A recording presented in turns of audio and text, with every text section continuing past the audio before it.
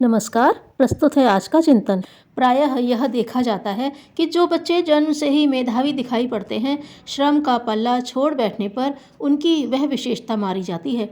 किसी भी क्षेत्र में अपने मानसिक अवसाद के कारण प्रवीणता हासिल नहीं कर पाते और प्राप्त जन्मजात प्रखरता का लाभ नहीं उठा पाते। इसके विपरीत जन्म से ही बुद्धि की दृष्टि से मंद दिखाई पड़ते हुए भी कितने बालक अपने सतत अध्यवसाय, प्रयत्न, पुरुषार्थ एवं मनोयोग द्वारा असाधारण प्रतिभा के धनी बन जाते हैं। यह चमत्कारिक परिणति वस्तुतः उन अनवरत प्रयत्नों की होती है जिनका महत्व प्रायः नहीं समझा जाता अथवा समझते हुए भी जिनकी उपेक्षा की जाती है।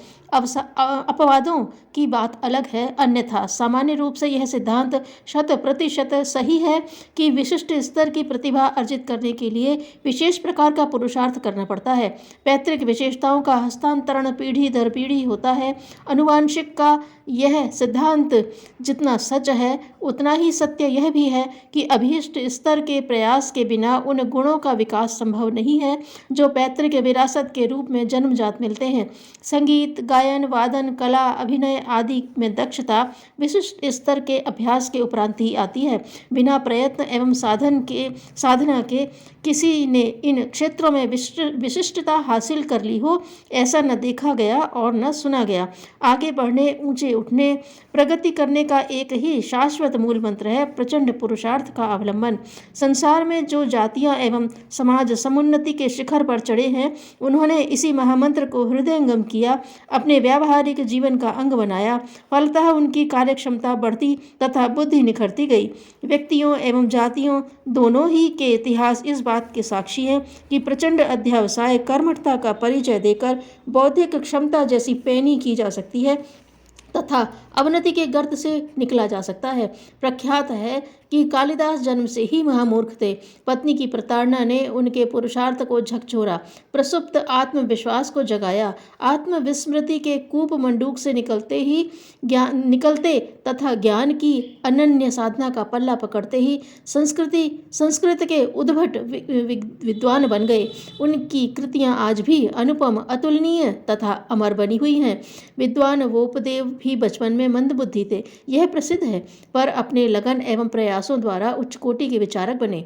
उल्लेख मिलता है कि विश्वविख्यात वैज्ञानिक आइंस्टीन बाल्यावस्था में मंदबुद्धि थे, पर उनमें लगन, अध्ययन के प्रति अपूर्व रुचि थी।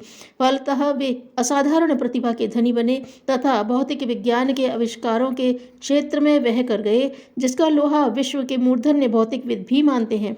आकृति, रंग, रूप, कद आदि शारीरिक विशेषताएं तो बहुत कुछ पैतृक गुणों के आधार पर विकसित होती हैं, पर प्रकृति को गढ़ने, बदलने एवं अभीष्ट स्तर का बनाने में मनुष्य पूर्णतया स्वतंत्र है। एक सीमा तक ही पैतृक गुणों का उसमें योगदान होता है। प्रकृति के अंतर्गत आदतें, स्वभाव, संस्कार एवं बौद्धिक क्षमताएं जैसे सभी व्यक्तित्व के महत्वपूर्ण घटक आ जाते हैं। उनका परिशोधन एवं विकास अपने स्वयं के बलबूते हर व्यक्ति कर सकने में पूर्णतः सक्षम है। फिर क्या कारण है कि अधिकांश व्यक्ति दीनहीन बने गई गुजरी स्थिति में दिन काटते हैं, मूर्ताग्रस्त रहते तथा किसी भी क्षेत्र में प्रखरता का परिचय दे नहीं पाते। उनके लिए अपना जीवन शकट संतुलित रूप से खींचना भी क्यों कर कठिन पड़ता है। उत्तर स्पष्ट है, अवसादग्रस्त रहने के कारण उनकी क्षमताएं दुर्बल पड़ जाती हैं। बेकार पड़े रहने, उपयोग में न आने पर लोहे में जंग लग जाती है। ठीक यही हालत मानवीय क्षमताओं की होती है। वे उपयोग में न आए तो अपनी विशेषताएं खो बैठती हैं। शारीरिक, मानसिक एवं बौद्धिक शक्तियां श्रमशीलता के आधार पर ही पैनी बनती हैं। निर्विवाद यह तथ्य स्वीकार करना होगा कि जिस जाति अथवा समाज में कर्मठता, तत्परता की मात्रा जितनी अधिक होगी, वे उतनी ही अधिक प्रगति करेंगे। उनकी संपन्नता एवं बौद्धिक क्षमता दोनों ही द्रुत गति से बढ़ेंगी।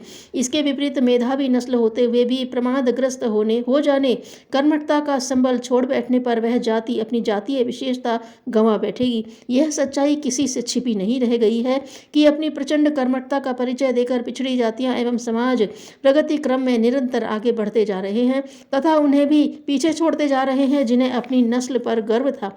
विश्व भर में जापानी सबसे अधिक बुद्धिमान हैं। औसतन पश्चिम की तुलना में 10 गुने अधिक प्रतिभाशाली जापान में है। जापानियों की कर्मठता, कार्यों के प्रति प्रगाढ़ दिलचस्पी तथा समय के सदुपयोग जैसे सद्गुणों से उनकी बौद्धिक प्रखरता दिन प्रतिदिन बढ़ती जा रही है। कार्यों में तन्मयता एवं तत्परता से हस्तगत हुई प्रवीणता, दक्षता तथा मानसिक प्रखरता आनुवांशिक परतों तक को प्रभावित कर रही है। ये विशेषताएं अपने साथ अतिरिक्त गुणों को साथ जोड़ती हुई पीढ़ी दर पीढ़ी हस्तांतरित हो रही हैं। उल्लेखनीय है कि तकनीकी क्षेत्र में जापान का लोहा संसार के सभी देश मानते हैं। रेडियो, टेलीविज़न तथा इलेक्ट्रॉनिक्स के सभी आधुनिक सामान जितने बढ़िया, सस्ते और टिकाऊ जापान में बनते हैं, उतने अन्यत्र नहीं। अपनी मेहनत, ईमानदारी तथा वफादारी के लिए जापानी विश्वविख्यात है। समय एवं श्रम को उन्होंने सबसे बड़ा देवता माना है तथा उसकी उपासना से अदृश्य देवताओं के वरदान की तुलना में अधिक अनुदान पाया है। एक ओर जापान की प्रगति की दास्तान सामने है, वहीं दूसरी ओर अपने देश की विपन्न पिछड़ी स्थिति भी सामने है। यहाँ की बढ़ती हुई जनसंख्या के कारण बेरोजगारी दिनों दिन बढ़ती जा रही है। जो सरकारी अथवा गैर सरकारी सेवाओं में काम कर रहे हैं, उनकी कामचोरी, हड़ताल की दुष्प्रवृत्ति के कारण कितनी हानि उठानी पड़ती है, यह किसी से छिपी नहीं है। इसके कारण उत्पादन तो घटता ही है, मानसिक अवसाद के रहते धीरे धीरे मस्तिष्क की उर्वरता भी समाप्त हो जाती है। छुट्टियों के नाम पर समय संपदा का कितना बड़ा भाग अधिकांश कर्मचारी व्यर्थ गंवाते हैं। एक प्राध्यापक अपनी समस्त सुविधाओं का उपयोग करे तो वह जीवन भर नौकरी में आधे से अधिक समय छुट्टियों में व्यतीत कर सकता है। शिक्षा ही नहीं, अन्य सरकारी एवं गैर सरकारी संस्थानों में काम कर रहे कर्मचारियों की लगभग यही स्थिति है। हड़ताल आदि का व्यर्थ गया समय इसके अतिरिक्त है। भौतिक समृद्धि अभीष्ट हो अथवा विशिष्ट स्तर की प्रतिभा, तो इसके लिए सर्वप्रथम उस मनोवृत्ति से छुटकारा पाना होगा जो व्यक्ति को आलस्य, प्रमाद के पाश में बांधे रहती है, उसे चंगुल से निकलने नहीं देती। धैर्य कड़वा होता है पर उसका फल मीठा होता है। धन्यवाद।